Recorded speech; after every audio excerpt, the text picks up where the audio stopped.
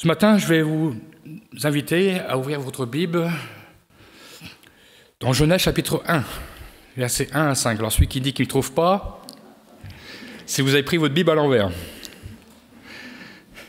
Genèse chapitre 1, versets 1 à 5, et comme à mon habitude, à part un verset qui sera cité aujourd'hui, tout est dans la Bible du Sommeur. Ça sera à vous de le trouver. Ouais. Genèse chapitre 1, versets 1 à 5. Je commence la lecture. Au commencement, Dieu créa le ciel et la terre. Or, la terre était chaotique et vide. Les ténèbres couvraient l'abîme et l'Esprit de Dieu planait au-dessus des eaux. Et Dieu dit alors que la lumière soit, et la lumière fut. Dieu vit que la lumière était bonne, et il sépara la lumière des ténèbres. Il appela la lumière jour et les ténèbres nuit. Il y eut un soir et il y eut un matin, ce fut le premier jour. Amen. Je suis sûr que beaucoup d'entre vous auraient presque pu le réciter par cœur. Le premier jour. Et ce matin, j'aimerais étudier avec vous sur ce thème, l'autorité de la parole de Dieu. Nous voyons dès ce premier verset de la Bible, nous trouvons au verset 3 la première parole de Dieu. Par cette parole, il va se produire une transformation extraordinaire. La terre était vide, plongée dans les ténèbres. Dieu dit alors que la lumière soit. Voilà la première parole de Dieu. Et que se passe-t-il? La lumière fut. Dieu prend, par sa parole, l'autorité sur les ténèbres. Dès le commencement, Dieu se révèle dans la lumière. Il nous est même dit que Dieu sépara la lumière des ténèbres. C'est-à-dire que Dieu ne veut pas que la lumière cohabite avec les ténèbres. À travers cette première parole, nous découvrons déjà la perfection de l'œuvre de Dieu. Dieu vit que la lumière était bonne, a été parfaite. Lorsque Dieu prononce cette parole, la chose s'accomplit. Dieu est le Dieu de l'univers. Nous pouvons lire un psaume 33, verset 9, et je vais vous le citer. « Car lorsqu'il a parlé, cela s'est fait. Lorsqu'il a commandé, cela est apparu. » Voilà l'autorité de la parole de Dieu. Dans toute sa création, Dieu n'est jamais revenu sur ce qu'il a fait. Dieu ne connaît pas le brouillon. Dieu ne connaît pas la gomme. Tout était parfait. Et je dirais même l'homme. Pourquoi l'homme était parfait? Parce qu'il est à l'image de Dieu. Dieu l'avait fait à son image. À chaque jour de l'œuvre de la création, Dieu va approuver sa création. Il dira, Dieu vit que cela était bon. La parole de Dieu d'ailleurs l'affirme à chaque création. Aucune parole de Dieu n'est tombée à terre. Tout ont conduit à la manifestation de la puissance de son autorité. Sur les éléments, sur la nature, sur l'abîme, sur les eaux et sur les ténèbres. Dans ce premier chapitre, l'expression « Dieu dit » est déjà répétée 10 fois. Tout ont conclu à une nouvelle création. Hébreux chapitre 11, verset 3 nous est dit « Par la foi, nous comprenons que l'univers a été harmonieusement organisé par la parole de Dieu, et qu'ainsi le monde visible tire son origine de l'invisible. » De grands savants, reniant l'existence de Dieu, ont créé la théorie du Big Bang, comme si c'était le hasard qui pouvait faire cela. Mais seul Dieu pouvait accomplir la complexité de l'univers et tout ce qui s'y trouve. Et je rends grâce à Dieu, parce qu'il y a de grands scientifiques qui, à force de chercher, ont rencontré Dieu et ont pu affirmer « Dieu existe bien ». Et il n'y avait que lui pour créer cette complexité. Et ils ont pu expérimenter eux-mêmes la grâce de Dieu dans leur vie. Je ne crois pas que la science et la foi peuvent s'opposer. Celui qui cherche tout son cœur, il découvrira la foi. Et de plus en plus, à force de chercher, on découvre que les scientifiques donnent leur cœur à Dieu. Merci Seigneur. L'apôtre Pierre dénonçait à travers son épître l'incrédulité des hommes quant à la création de Dieu et quant à l'autorité de la parole de Dieu. L'apôtre Pierre fera référence au déluge, mais aussi à ce qui se produira à la fin des temps. Car cela se produira. Pourquoi ? Parce que Dieu l'a dit. Et c'est ce que nous lisons dans 2 Pierre chapitre 3, versets 5 et 7. Mais il y a un fait que ces gens oublient délibérément, c'est que Dieu, par sa parole, a créé autrefois le ciel et la terre. Il a séparé la terre des eaux, il l'a rassemblée au milieu des eaux. De la même manière, Dieu a détruit le monde d'alors par les eaux du déluge. Quant à la terre et aux cieux actuels, ils sont réservés par cette même parole pour être livrés au feu. Ils sont gardés en vue du jour du jugement où tous ceux qui n'ont aucun respect pour Dieu périront. Tous ceux qui ne reconnaîtront pas la parole de Dieu comme la parole d'autorité, comme la parole de vérité, connaîtront malheureusement les tourments éternels. Pourquoi Dieu n'accomplirait pas sa parole pour la fin des temps ? Alors que toutes ces paroles pendant la création se sont accomplies. Sans parler de toutes les promesses que Dieu a prononcées, qui se sont déjà réalisées, comme la venue de Jésus sur la terre, pour offrir le salut à toute l'humanité, et notamment à ceux qui feront de la parole de Dieu leur parole d'autorité. Une parole d'autorité pour leur vie. Jésus a reçu l'autorité de son Père. Il est même la parole incarnée. Jésus est là dès le commencement, comme nous le rappelle l'évangéliste Jean, Jean chapitre 1, versets 1 à 5. Il nous est dit, au commencement était celui qui est la parole de Dieu. Il était avec Dieu. Il était lui-même Dieu. Là, il nous parle de Jésus. Au commencement, il était avec Dieu. Dieu a tout créé par lui, par Jésus. Rien de ce qui a été créé n'a été créé sans lui, sans Jésus. En lui résidait la vie, en Jésus résidait la vie. Et cette vie était la lumière des hommes. La lumière brille dans les ténèbres et les ténèbres ne l'ont pas étouffée. Et nous lisons Apocalypse chapitre 19, verset 13. Il est vêtu d'un manteau trempé de sang. D'un manteau trempé de sang. Ça nous parle déjà. Il nous parle de Jésus. Il nous est dit, il s'appelle la parole de Dieu. Dès le commencement, Jésus a l'autorité. Car la parole de Dieu affirme que rien n'a été créé sans lui. Tout comme Dieu, quand Jésus parle, la chose arrive. Quand Jésus parut sur la terre, c'est pour offrir un nouveau commencement à tous les hommes. Nous aimons entendre les mots « au commencement ». Nous avons connu le commencement de notre vie avec Dieu. Et depuis ce jour, nous sommes heureux de lui appartenir. La prophétie d'Isaïe nous parle de l'autorité du roi des rois. Car un enfant est né pour nous, un fils nous est donné. Il exercera l'autorité royale. Il sera appelé merveilleux conseiller, Dieu fort, Père à jamais, Prince de la paix.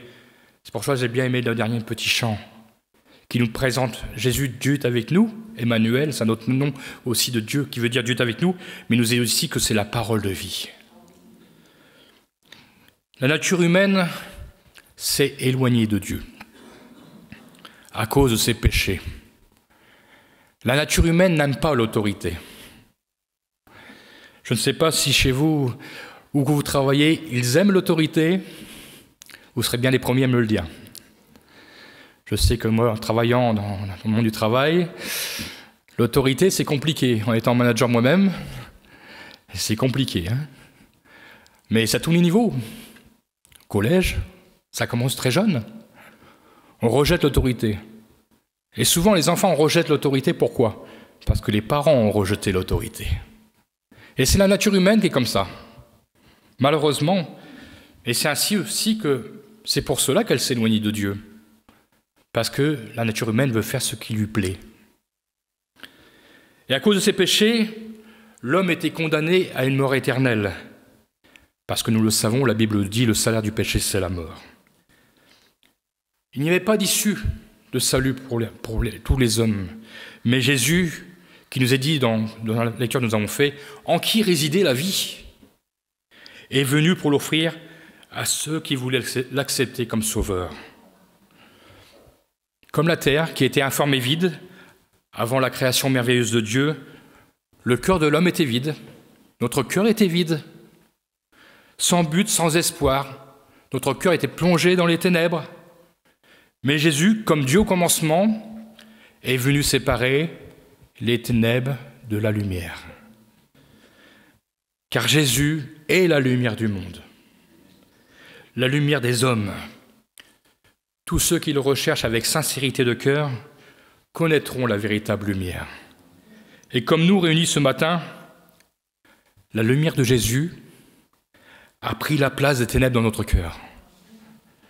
Par l'action du Saint-Esprit, les ténèbres ont été chassées. Jésus a pris l'autorité sur nos ténèbres. Il a pris l'autorité sur notre cœur. Et c'est par sa parole, et c'est sur sa parole d'autorité qu'une vie nouvelle nous a été donnée.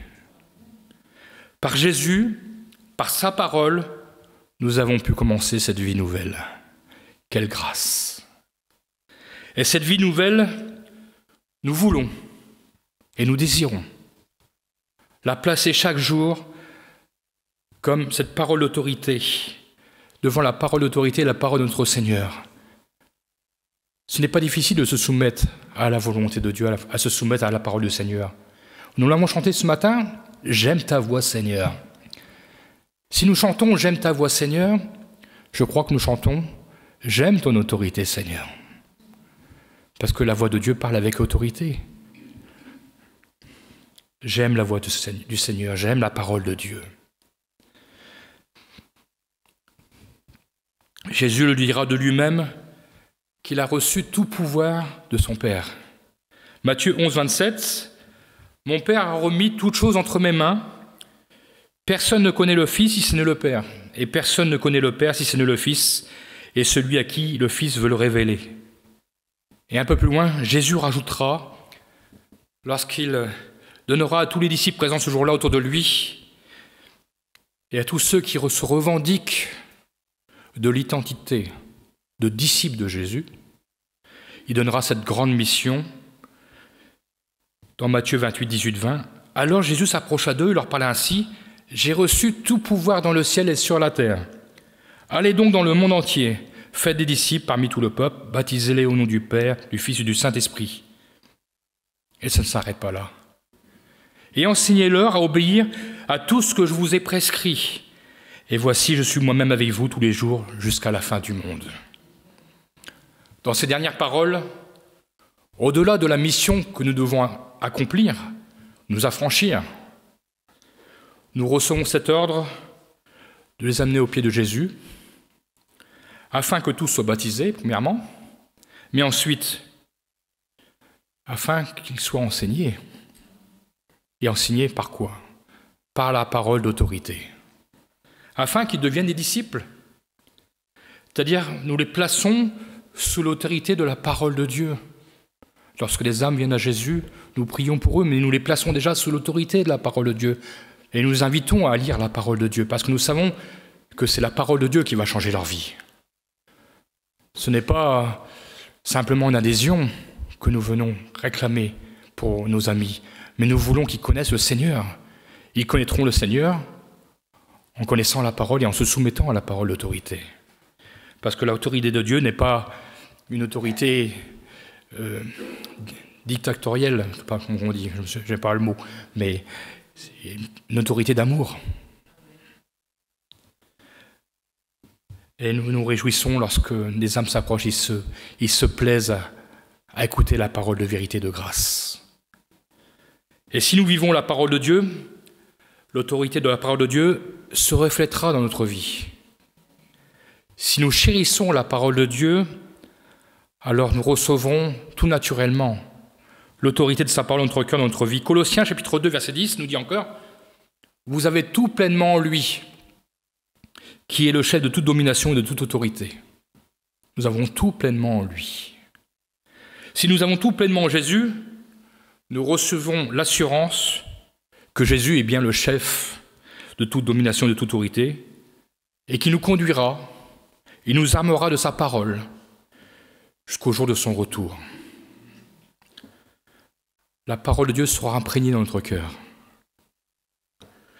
Développera en nous, peut-être même sans s'en rendre compte, des vertus spirituelles résultant de l'autorité de la parole de Dieu. Une des plus grandes puissances spirituelles résultant de l'autorité de la parole de Dieu, c'est la paix. La paix de Dieu, et je dirais la paix de Dieu en toutes circonstances. La parole de Dieu contient plus de 5000 promesses. Je ne les ai pas comptées. Et nombreuses sont celles concernant notre protection, notre sécurité face aux dangers, face aux ennemis, face à la maladie, face aux aléas de la vie, face à toutes sortes d'épreuves. Dans le psaume 121, 7, 8, pour en citer un, pour citer un de ces psaumes, de ces promesses, rien que dans ce verset 7 et 8, il y a déjà beaucoup de promesses. L'Éternel te gardera de tout mal. Il gardera ta vie. L'Éternel veillera sur toi pendant tes allées et venues, dès maintenant et à jamais. Toute ma vie. Toute ma vie. Cette parole est une parole qui englobe donc toute notre vie. Saisissons cette parole dans notre cœur et déclarons avec autorité que rien ne peut nous arriver donc, puisque Dieu l'a dit. Rien ne peut nous arriver qui n'ait été décidé par notre Seigneur. Je crois que si nous saisissons par la foi cette parole, alors notre attitude sera paisible. Pourquoi Dieu mentirait-il ? Nombre au chapitre 23, verset 19, nous dit encore « Dieu n'est pas homme pour mentir, ni humain pour se repentir. A-t-il jamais parlé sans qu'il tienne parole, et n'accomplit-il pas ce qu'il a déclaré ?» La paix au milieu de nos difficultés, de nos épreuves, sera le plus grand témoin de l'autorité de sa parole dans notre vie. Le monde, croyez-le, en sera confondu. Les meilleures armes de notre ennemi, vous connaissez le prince de ce monde, c'est le doute.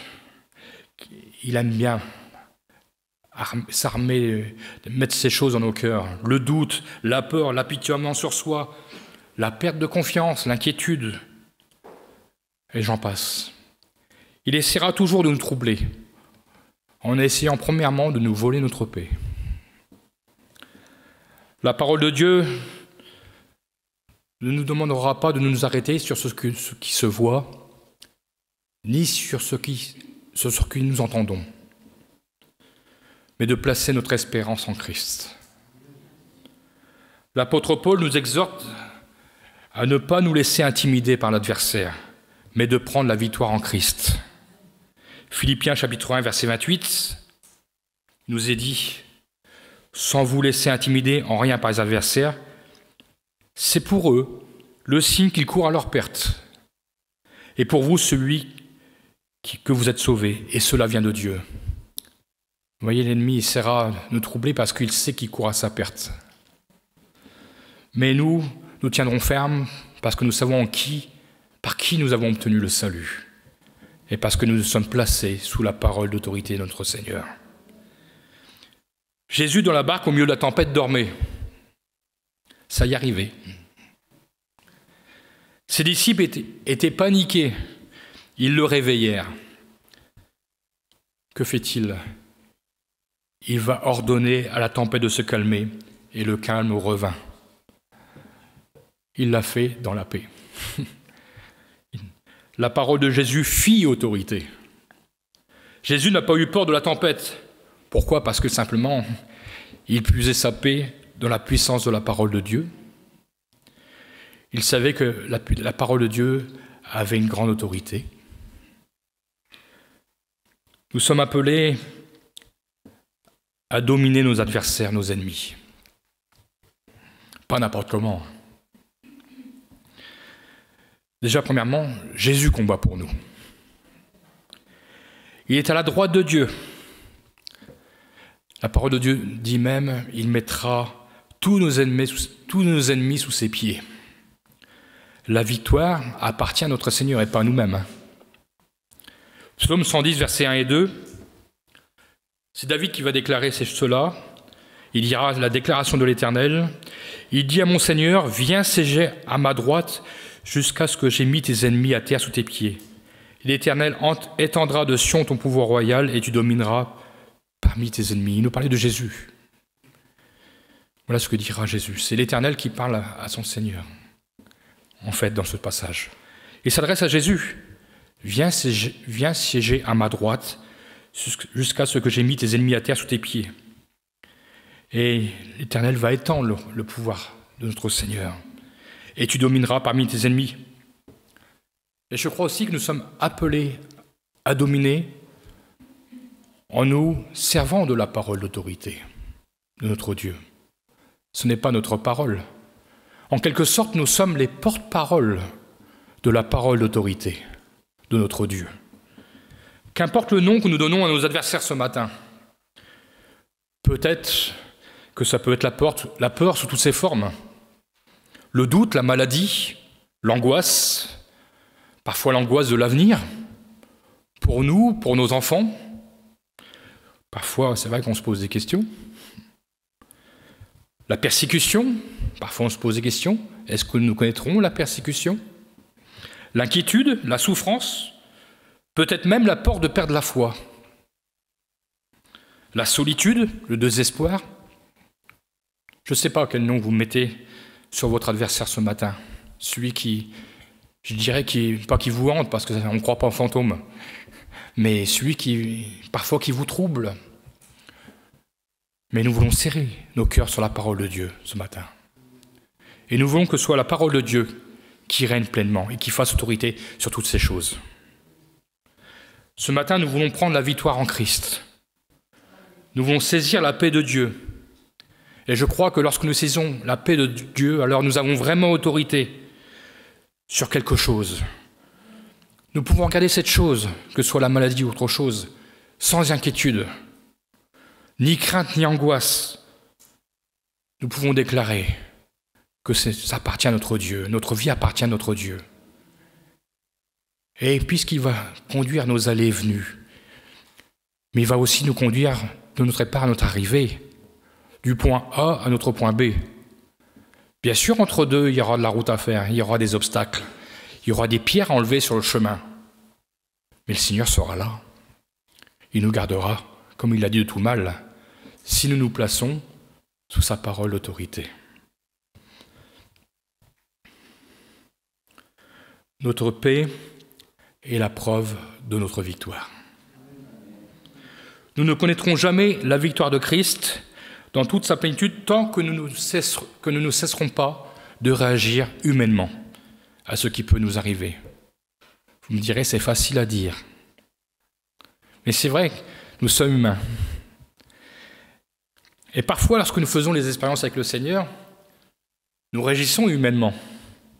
Et après, quand le Seigneur nous a bénis, on se dit, qu'est-ce que tu as été incrédule ? Le Seigneur ne t'avait-il pas dit qu'il te garderait ? Le Seigneur ne t'avait-il pas laissé ses promesses ? Le Seigneur est un Dieu de bonté. La bonté de Dieu ne faillit jamais. Nous l'avons chanté ce matin. Il connaît notre incrédulité. Et parfois, il nous bénit pour nous dire, tu vois, tu as été incrédule. Et pourtant, je te bénis parce que ma promesse est immuable. Elle est pour toi. Nous plaçons sous l'autorité spirituelle. Notre paix, notre ténacité à nous appuyer sur la parole de Dieu, sur la parole de Dieu, est le signe que nous sommes à la bonne place, dans une soumission parfaite à la volonté de Dieu. Le prince de ce monde essaiera de mettre le conflit dans notre cœur. Là où il y a la paix, il essaiera de mettre la guerre. Parce qu'il tremble à l'idée de perdre le combat. Et il le sait malgré tout qu'il a déjà perdu. Nous voulons marcher en brandissant bien haut l'étendard de la victoire, celui du roi des rois, le Seigneur des seigneurs. Parce que Dieu est avec nous, alors toute adversité à laquelle nous sommes confrontés, aboutira à la victoire, si nous gardons notre foi en Dieu. Seule la paix de Dieu viendra à bout de nos réactions charnelles dans le combat. Parce que la paix de Dieu, où prend-elle sa source? En Dieu lui-même et dans sa parole. Romains 16, verset 20, pour nous encourager, l'apôtre Paul a dit ce verset: « Le Dieu qui donne la paix ne tardera pas à écraser Satan sous vos pieds. Que la grâce de notre Seigneur Jésus soit avec vous. » Ça, c'est pour encore nous affirmer que Dieu est avec nous et que nous n'avons rien à craindre. C'est là encore une promesse que nous devons saisir par la foi. Quand Satan nous décoche ses flèches, plus nous avons de paix dans l'adversité, plus nous avancerons vraiment dans la victoire de Christ. Il ne cessera pas, Satan, de nous envoyer des flèches. Mais plus nous enverra, plus nous nous confierons dans le Seigneur et dans sa parole d'autorité. Vous savez, ce n'est pas nous que Satan craint. C'est Christ en nous. Parce que si il sait que nous avons Christ en nous, il sait qu'il va avoir bien du mal. Parce que nous mettrons premièrement, nous pourrons répondre comme Jésus dans le désert, avec autorité, avec la parole.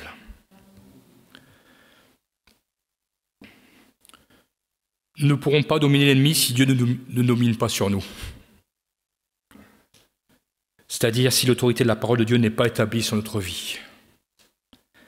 L'autorité nous donnera la paix nous donnera la victoire nous donnera la joie et le repos. Que le Seigneur soit béni. La parole de Dieu nous dit que nos ennemis seront sous nos pieds comme Christ écrasera sous ses pieds Satan.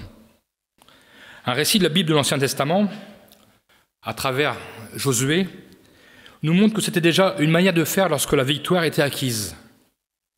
Josué avait mis en déroute les armées de 5 rois. Et ces 5 rois s'étaient réfugiés dans une grotte, dans une caverne. Et nous lisons Josué 10, versets 23-25. On fit ainsi, on lui amena les 5 rois qui se trouvaient dans la caverne, les rois de Jérusalem, d'Hébron, de Yarmout, de Lachish et de Églon. Pendant qu'on les faisait sortir pour les lui amener, Josué convoqua tous les hommes d'Israël, il dit aux chefs des soldats qui avaient combattu avec lui: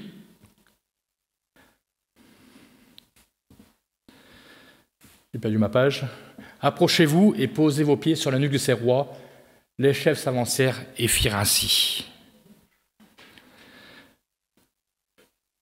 Prenez courage et tenez bon, car c'est ainsi que l'Éternel traitera tous vos ennemis contre lesquels vous combattrez. Déjà, nous appelez à ne pas nous laisser nous effrayer. C'est formidable quand même. Nous voyons que toute l'armée, ces armées étaient détruites. Il restait les 5 rois. Mais là encore, il y avait une certaine crainte dans le cœur de ses chefs. Voilà ce que l'Éternel va faire de ses ennemis que Satan va mettre sur nos routes. Nous marcherons dessus au nom de l'Éternel. Nous en ferons notre marchepied. Nous l'avons lu précédemment, Dieu garde notre départ, notre arrivée. L'ennemi n'a aucun pouvoir sur notre vie et sur le terme de notre vie. Seul Dieu décidera le temps venu de le rejoindre dans la gloire, quand le moment sera venu. Jésus lui aussi a expérimenté et nous encourage à marcher au milieu de ses ennemis, de nos ennemis, parce que lui a marché au milieu de ses ennemis. Il a marché dans la paix et dans la quiétude. Et les ennemis ne nous atteindront pas, car c'est Dieu qui impose notre destinée. Ce passage où nous parle de Jésus, où Jésus va enseigner dans la synagogue de Nazareth, son discours ne va pas plaire à tout le monde. La vérité ne plaît pas. C'est lorsqu'il parlera qu'un prophète n'est jamais bien reçu en sa patrie. Ils vont même essayer de le mettre à mort. C'est ce que nous lisons dans Luc, chapitre 4, versets 28 à 30. En entendant ces paroles, tous ceux qui étaient dans la synagogue se mirent en colère. Ah, la vérité dérange. Ils se levèrent, firent sortir Jésus de la ville et le menèrent jusqu'au sommet de la montagne sur laquelle elle était bâtie, afin de le précipiter dans le vide. Et que fit Jésus? Il passa au milieu d'eux et s'en alla. C'est intéressant. On aurait pu croire, Jésus aurait pu dire, voilà, ma vie va s'arrêter là. Mais il savait que la parole de Dieu n'avait pas, c'est pas ce qu'on lui avait dit. Il avait un devoir à remplir, celui d'aller jusqu'à la croix. Et je crois que sa parole a fait autorité, puisqu'il est passé tranquillement au milieu d'eux, dans la paix. Et il s'en est allé. On n'est pas là pour voir la réaction. J'aurais bien voulu voir la réaction de ceux qui étaient là autour de lui. Comme de ceux qui ont voulu accuser la femme adultère. Que fit Jésus? Est-ce qu'il était dérangé, en colère? Il écrivait sur le sol, dans la paix. Il y a eu juste une parole d'autorité. Que celui qui n'a jamais péché lui jette la première pierre. Le Seigneur nous mettra toujours devant notre responsabilité. Et si nous aimons le Seigneur et si nous aimons sa voix, alors nous écouterons ce qu'il nous dira. Parfois il nous reprendra et cela nous fera du bien. Ça montrera que le Seigneur nous aime et qu'il veut notre salut.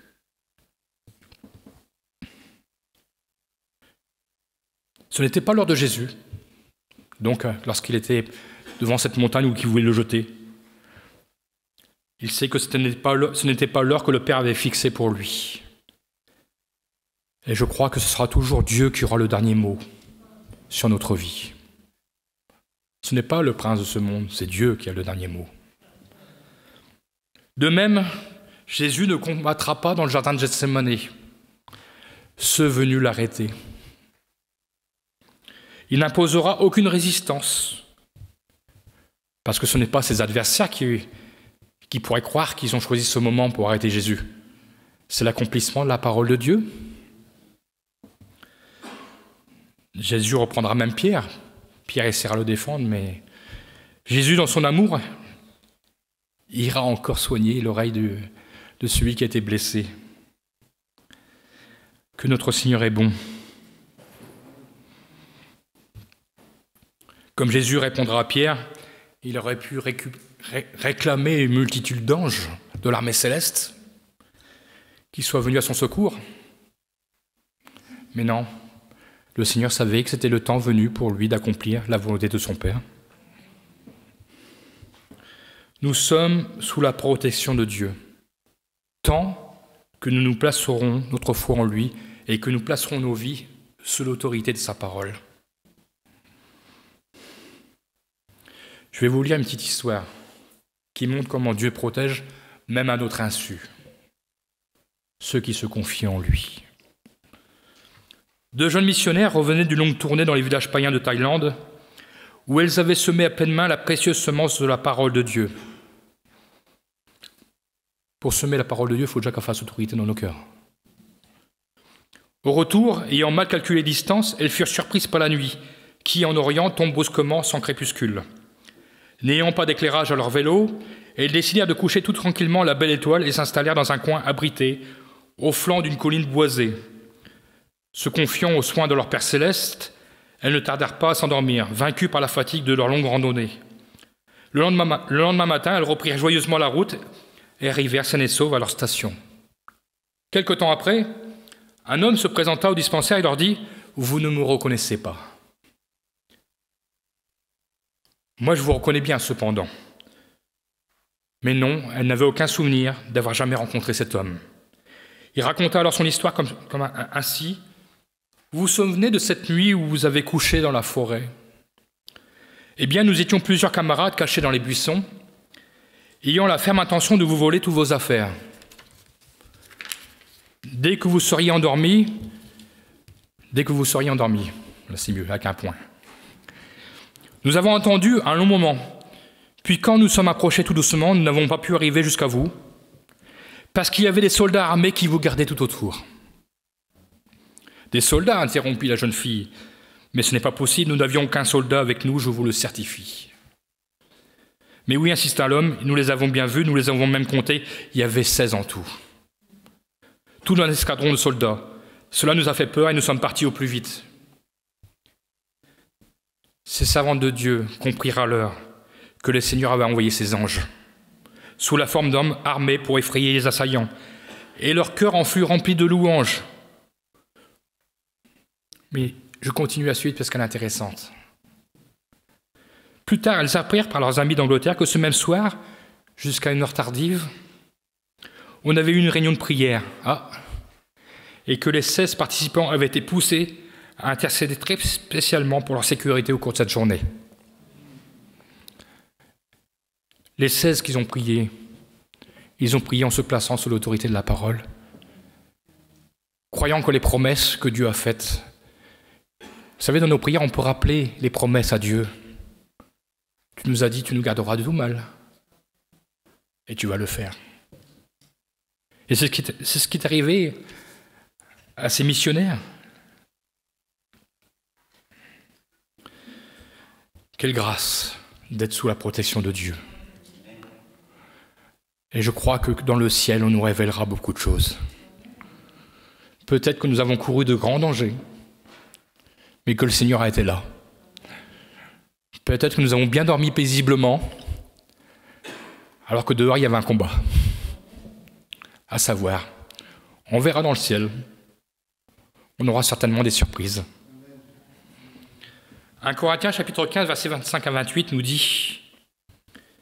nous parle aussi de ce que nous avons chanté ce matin, le Seigneur règne dans nos cœurs, dans nos vies. Il faut en effet qu'il règne il parle de Jésus, jusqu'à ce que Dieu ait mis tout sous ses ennemis, sous ses pieds. Et le dernier ennemi qui sera anéanti, c'est la mort. Car comme il est écrit, Dieu a tout mis sous ses pieds. Mais quand l'Écriture déclare tout lui a été soumis, il faut de toute évidence en accepter celui qui lui a donné cette domination universelle. Et lorsque tout se trouvera ainsi amené sous l'autorité de Christ, alors le Fils lui-même se placera sous l'autorité de celui qui lui a tout soumis. Alors Dieu sera tout en tous. Quel bel ordre. Dieu est un Dieu d'ordre. Tout est déjà bien planifié. Dès le commencement jusqu'à la fin, quand Dieu dit, la parole de Dieu s'accomplit. Et tout sera fait ainsi.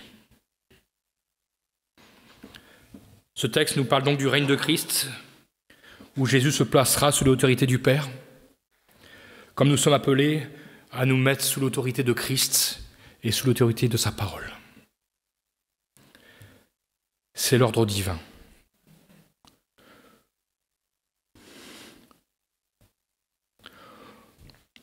Pour conclure, je rappellerai que toutes les promesses de protection divine s'accompliront dans nos vies si nous faisons de la parole de Dieu l'autorité pour nos vies. Alors Dieu nous rappelle, encore ce matin, je te protégerai, je te délivrerai, je viendrai à ton secours, je te ferai marcher sur tes ennemis, je restaurerai ta vie, je te soutiendrai, je te préserverai de tout mal, je te garderai de tout danger. Je ne vais pas faire toute la liste, sinon on n'aura pas le temps. Mais méditons les promesses de Dieu. Serrons sa parole dans notre cœur. Sa protection envers les fidèles est efficace. Elle est incessante, elle est infaillible, comme nous l'avons chanté. Il ne faillira jamais. Perpétuelle, indispensable. Il nous est même dit dans la parole de Dieu, j'ai parmi tous les textes que je n'ai encore quelques-uns à mettre. Déjà, la liste est bien longue, mais on est obligé de citer la parole de Dieu si on veut parler d'autorité de la parole de Dieu. Il nous est dit que Dieu nous considère comme la prunelle de son œil, que même les cheveux de notre tête sont comptés, même s'il ne reste pas beaucoup, hein, William? C'est ce que nous dit encore l'Écriture. C'est dire combien nous sommes précieux dans les mains de Dieu.